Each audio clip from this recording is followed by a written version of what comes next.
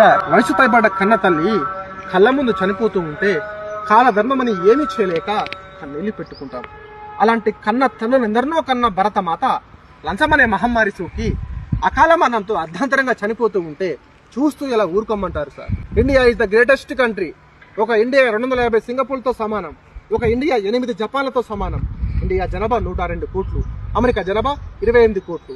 28 కోట్లలో ఒక bill gates పుడితే 102 కోట్లలో ఎంత మంది పుట్టాలి? కానీ ఒక్కడు కూడా పుట్టలేదు. కారణం, మన దేశంలో సైంటిస్టులు చేసే ప్రయోగాలు వెలుగు చూడాలంటే లంచం. మేధావుల మేధస్సు మన దేశానికి ఉపయోగపడాలంటే లంచం.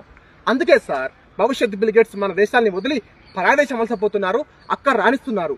చెప్పులు కుట్టుకునే అబ్రహం లింకన్ ఒక అమెరికా అధ్యక్షుడు అయ్యాడు. అలాంటి అబ్రహం లింకన్లు మన దేశంలో ఇంకా చెప్పులు కుట్టుకుంటూనే బతుకుతున్నారు. కారణం లంచం.